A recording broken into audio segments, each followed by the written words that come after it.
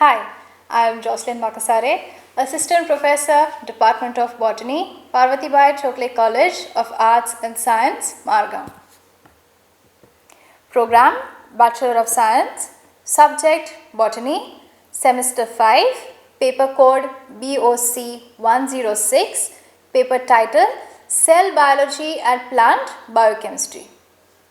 Title of the unit is Techniques in Cell Biology. Module name Transmission Electron Microscopy. Module number 5. The outline Working and applications of a transmission electron microscope. Learning outcomes explains the working of a transmission electron microscope, discusses the sample preparation for a transmission electron microscope, and describes the applications of a transmission electron microscope. Introduction. Transmission electron microscopy is also known as TEM. It is the most original form of electron microscope introduced commercially in the year 1939. In transmission electron microscopy or TEM, the beam of electrons passes right through the specimen, forming an image of the detailed structure of the specimen. This is a transmission electron microscope. The working.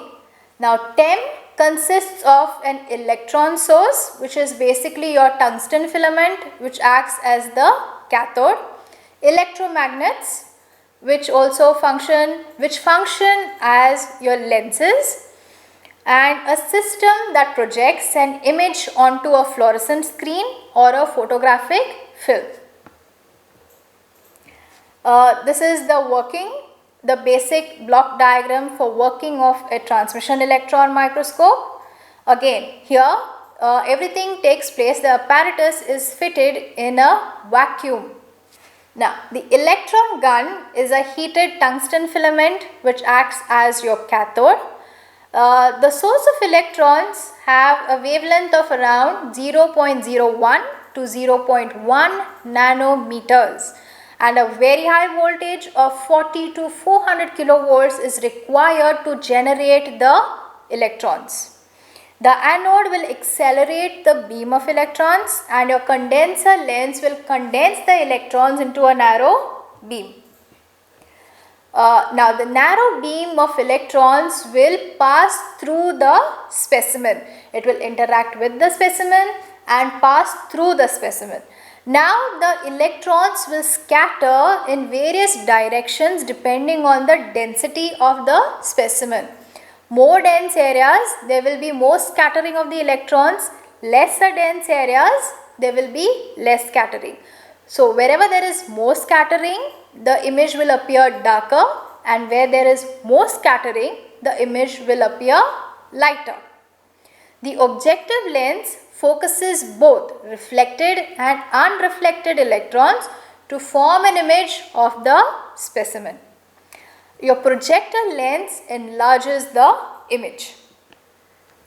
A fluorescent screen or photographic plate is used for the final image. Now, electrons are not visible to us by the human eye. Therefore, a photographic plate which is sensitive to electrons is used for image formation. The electrons emitted are of low intensity. Therefore, they are best viewed in a dark room. A high vacuum is required for clear image, and otherwise, if there is no vacuum, the electrons will get deflected when they collide with air molecules, or the air molecules can interfere with the cathode and anode, and also they can tarnish the image or oxidize the image. Therefore, vacuum is very necessary. The sample preparation, dehydration. Dehydration is required to remove water. The specimens have to be absolutely dry in vacuum. The fixation is primarily in glutaraldehyde or formalin to preserve the structure of the specimen. Ultra sectioning. Here you need to have ultra thin sections which are obtained using a ultramicrotome. Now the ultramicrotome uses diamond blades to give you ultra thin slices or sections. Staining. Negative staining as well as positive staining is used in transmission electron microscopy, but negative staining is more used. What is negative staining? Negative staining is basically spreading a thin film of heavy metals like phosphotungstic acid or uranyl acetate. Now what these heavy metals do is they do not stain the specimens, but it will stain the surrounding medium and provide a dark background. Shadowing. This is another technique in which the specimens are coated with a thin film of platinum, carbon or heavy metals at an angle. The specimen is placed at an angle of 45 degrees and the coating is done on only one side of the specimen. So when you get your photographic image of the specimen, it will appear as if light is shining on the side where the coating is done, forming a shadow. Freeze etching. In this technique, the cells are frozen in liquid nitrogen. Liquid nitrogen has a temperature of around minus 196 degrees Celsius. The frozen cells are warmed to minus 100 degrees Celsius in vacuum. When you warm the cells, they become brittle. So what is done is a pre-cooled knife is taken and the cells are fractured. Now the cells will fracture and break apart along the cells when they are warmed in vacuum to around minus 100 degrees Celsius. They become brittle and the cells are fractured using a pre-cooled knife. The specimen is allowed to sublimate in vacuum and later shadow casting is done to form the replica. After shadow casting, only the replica is used to study the sample under temp.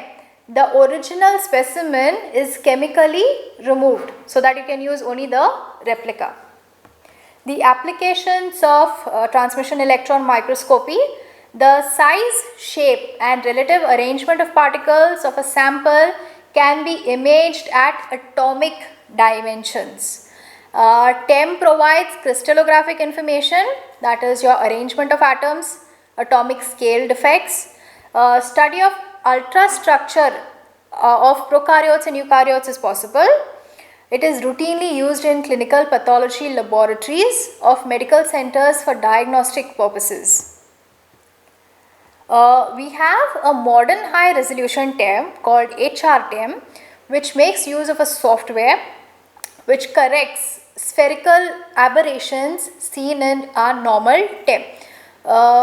When you make use of HRTEM, you get images with a very high resolution and magnification. Also, TEM is a very important tool for nanotechnology research and development, and also it is capable of determining positions of atoms within materials. These are the references. Thank you.